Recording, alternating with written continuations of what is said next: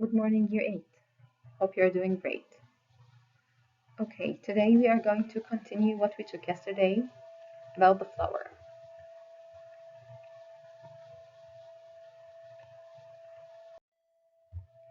What we are going to take today, we are going to talk about the insect pollinated flower, the wind pollinated flower, what's meant by the word fertilization, what is the seed dispersal, and finally the plant life cycle. So let's start.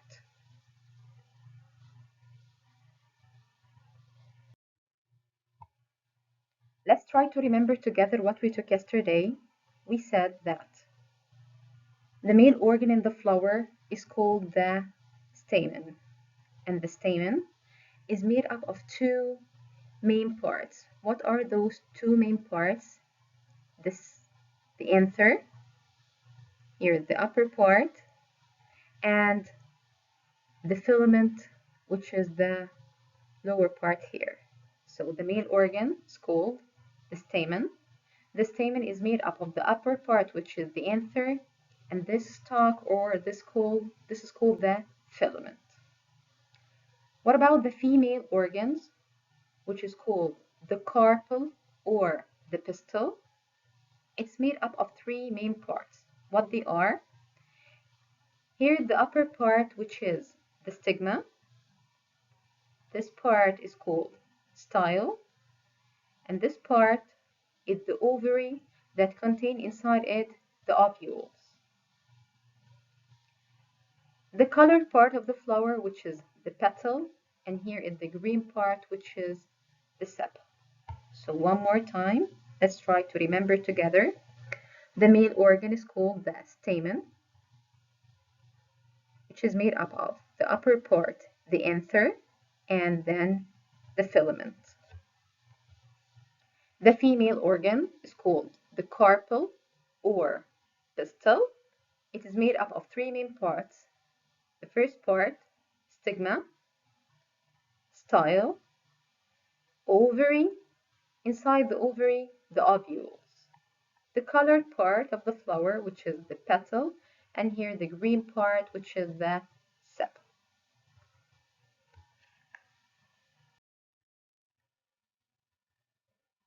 And also we said that what's pollination?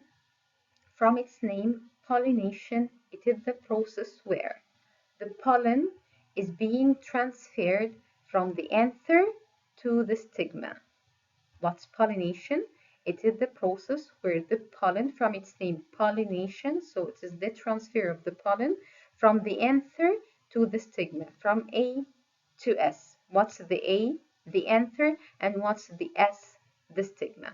What I'm talking about? I'm talking about pollination.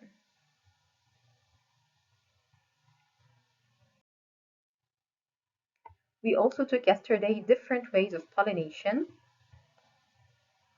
Pollination can happen by the wind, animals, human, water, or finally by the insect. So we have different ways of pollination, and we said that pollination, it is the process where the pollen is being transferred from the A to S, from the anther to the stigma. Okay? Pollination can happen by the wind, by animals, by human, by water, or by insect. Okay, now we are going to speak about the insect pollinated flower in details. Insect pollinated flower, so the pollination happens by the insects. The first part, the petals. In the insect pollinated flower, it must be large and brightly colored. Why it must be large and brightly colored? To attract the insects. So the petals, the colored part here in the flower, must be large and brightly colored. Why? To attract the insects. Step 2, the smell. Of course, the smell is sweet. Why? To attract the insects. We are talking about the insect pollinated flower. The nectar contains nectar, of course. The pollen quantity is not much required, not much requirement for the pollen quantity. The pollen character. The pollen must be sticky or spiky. Why do you think it must be sticky or spiky? To stick to the insects. Now we are going to talk about the anther position and the stigma position in the flower. The anther position in the flower must be firm and inside the flower. So the anther must be firm and inside the flower. What about the stigma position? Also inside the flower. So the anther and the stigma, both of them are inside the flower. And the stigma character must be sticky. Why sticky? So that the pollen from the insect sticks to it. So we are talking about the insect pollinated flower, pollination that happens by the insect. So the petals must be large and brightly colored to attract the insects. The smell sweet and the nectar contain nectar, and the pollen quantity is not much that required, and the pollen itself must be sticky to be able to stick to the insects, and the anther position and the stigma position are found inside the flower.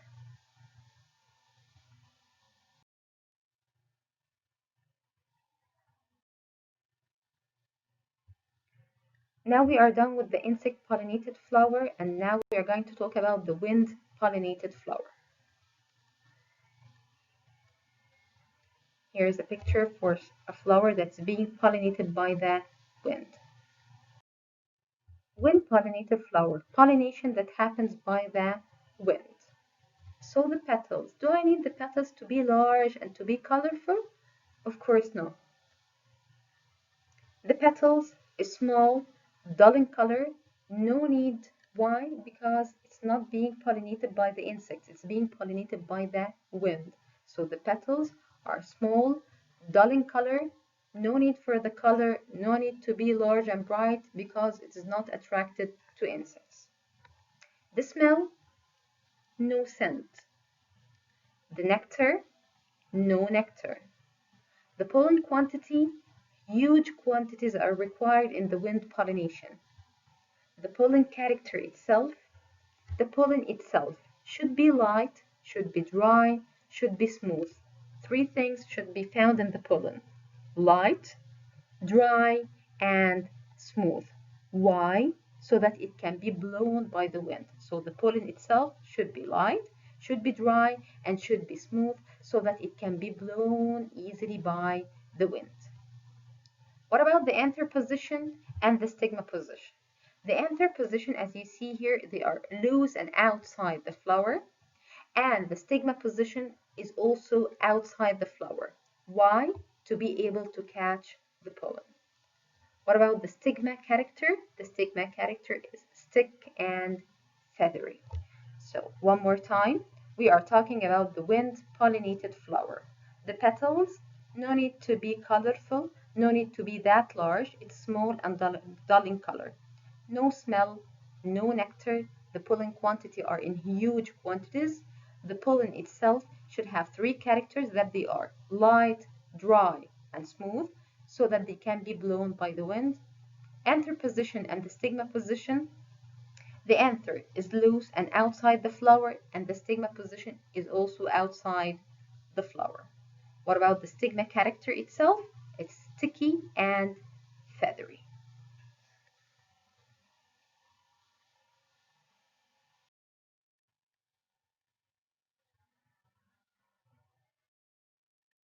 Okay, what happens after the pollen has landed on the stigma? What's happening here? The first step, here is the pollen is landing on the stigma. So the first step, that a tube is going to grow out of the pollen grain. Here is the pollen grain, then a tube is going to grow out of the pollen grain. So step number one, that there is a tube growing out of the pollen grain. Step two, the nucleus of the pollen goes down the tube.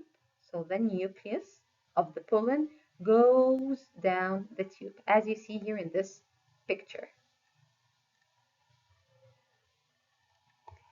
The pollen nucleus is going to fuse with the egg cell nucleus inside the ovule.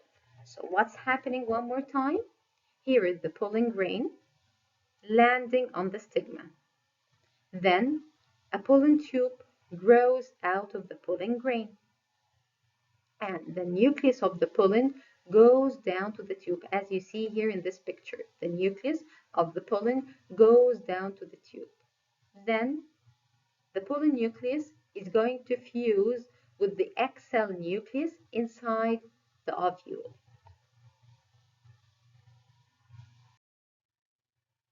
So what do we call this process? We call this process fertilization. So what is fertilization? Fertilization is the fusing of the nucleus from the pollen with the nucleus of an egg cell. One more time, what is fertilization? From its name, F and F. Fertilization is the fusing. The fusing of what? The fusing of the nucleus of the pollen with the nucleus of the egg cell. So the egg cell and the pollen are going to fuse together. Remind yourself with F and F. Fertilization, it is the fusing. The fusing of what? The fusing of the nucleus from the pollen with the nucleus from the egg cell.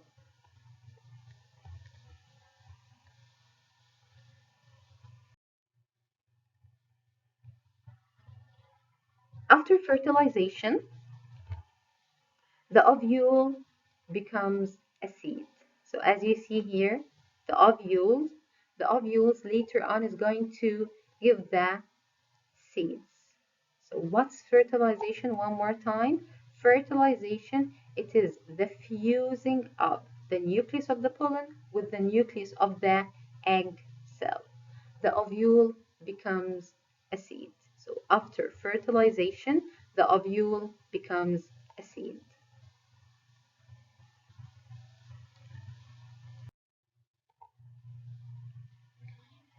The question here, how does it look like inside a seed?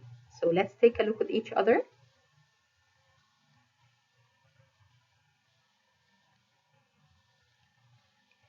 This part, we call it the embryo. This is the food store, and this is the seed coat. Okay, so what's the embryo here? The embryo, as you see, is the part of the seed, okay, that contain the earliest form of the roots, stem, and leaves. So this part, we call it what? We call it the embryo. And this part is the seed coat, and the inner part is the food store.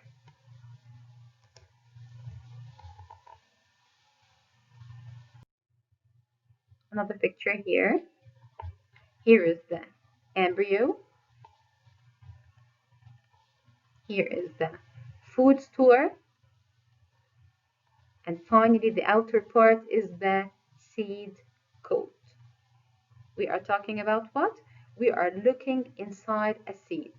Embryo, seed coat, and food store. Here is the food store, food store. This is the seed coat, and this part is the embryo.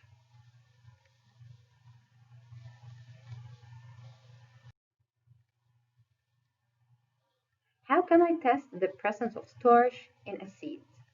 As we took in the last lessons, to know if there is starch or not, we are going to use the iodine solution. So how can you test if there is starch? By using iodine solution. Okay. Another question here, how does the seed go to the soil? Or how can the seed travel to the soil? In a scientific word, we can say this is called the seed dispersal. Seed dispersal, that I want to know how can the seeds go to the soil, or how can the seeds travel to the soil, or the seed dispersal, or how can the seed scatter in different direction to avoid the overcrowding. This is called what? This is the seed dispersal.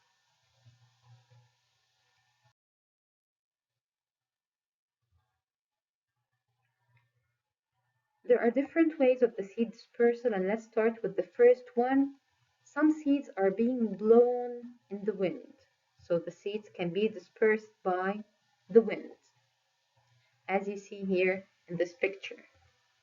So step number one, that some seeds are blown in the wind. A corn is buried by squirrels, so now by the animals.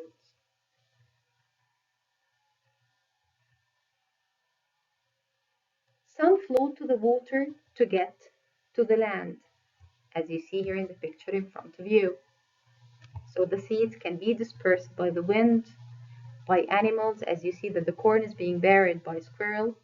Some float to the water to get to the land, so by using water. Also, after the animals eat fruits, the seeds are going to go to the soil with their wastes. Some seeds are being attached to the animal's fur.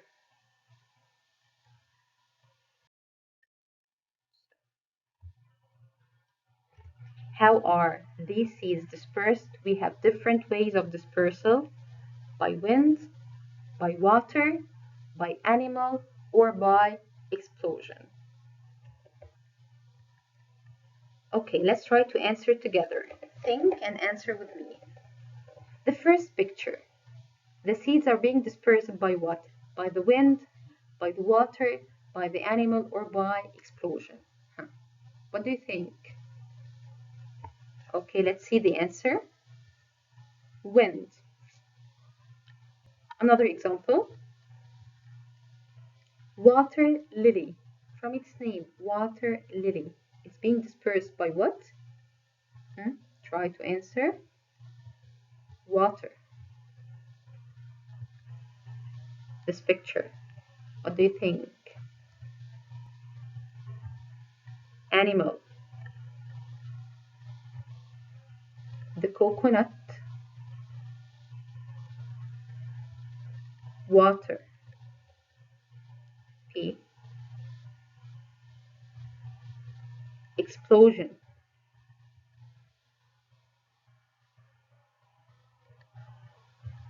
Explosion. The blackberry. Animal. So we have different ways of the seed dispersal: wind, water, animal, and explosion. We have another example. The dandelion, and it's a very important example. It's being dispersed by wind.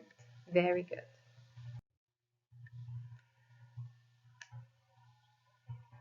Now we want to know what are the advantages of the seed dispersal. We said that the seed dispersal, that the seed is going to travel to the soil, or the seeds are going to be scattered everywhere. What are the advantages of the seed dispersal? Number one, it's going to reduce the competition for water, nutrients, light, and space. Number two, it allows the plant to grow in a wider area. The plants are being dispersed by different ways, by the wind, by the water, by the animals. So this is going to allow the plant to grow in a wider area.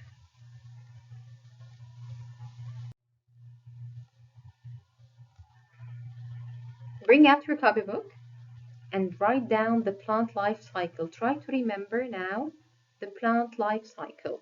I'm going to give you 2 minutes in a paper. Let's try to remember together the plant life cycle. In your copybook, start.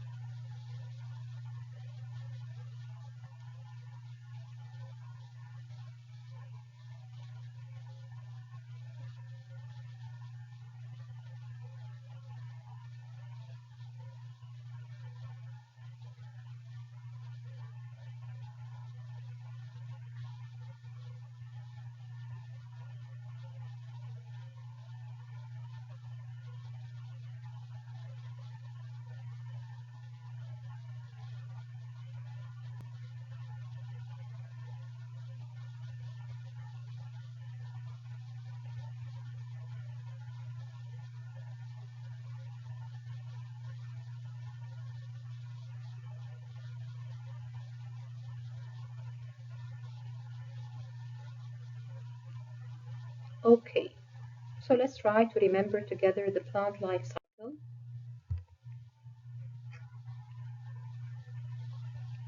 The first step here, that the seeds are formed, so the seed formation. Then the seeds are going to be dispersed, and we said what's meant by the seed dispersal, that the seeds spread everywhere, or the seeds are going to travel to the soil by different means, by the animal, by the wind, by the water, by explosion. And then after the seed dispersal, I have the step of germination. What is germination? That the seeds are growing into seedling. So GG, that the seeds are growing into seedling. Now I have a seedling into adult plant produces flowers. Then the step of the pollination. What's pollination? The transfer of the pollen from A to S, from the anther to the stigma. Then I have fertilization, F and F. Fertilization, the fusion between the pollen and the egg cell. And then again, one more time, seed formation. So let's say it again. The seed is being formed, and this is called the seed formation. Seed dispersal, germination, which is the seedling grows, then the adult plant produces flower, I have a flower, then pollination, then there is fertilization, there is seed formation. What I'm talking about? I'm talking about the plant life cycle. One more time here in another picture. The seed, germination, it grows into seedling. So the seed, germination, that it is growing, the seed is growing into a seedling. Then the seedling into flower formation. I have here a flower, then there is pollination. What is pollination? From its name, pollination, it is the transfer of the pollen from the anther to the stigma. Then I have fertilization, F, fertilization, it is the fusion, or it is the fuse between the pollen cell and the nucleus of the pollen cell and the nucleus of the egg cell. Then this is going to give the seed, which is the seed production, then seed dispersal. When the seeds are being dispersed, I have a seed growing or germination into seedling, flower formation, pollination into fertilization, into seed production, and so on in a cycle. What do I call this? This is called the plant life cycle.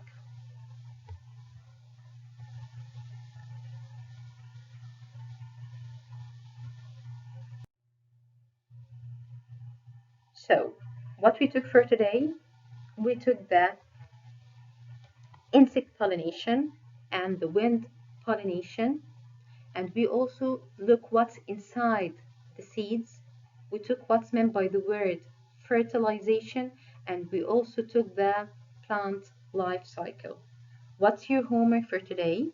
Your homework in the resource fact page 38, 41, 42, 44, 46, and 47. The due date is on Sunday, inshallah. If you have any questions, please send me on the Google Classroom. Thanks a lot for watching the video. Have a nice day. Bye.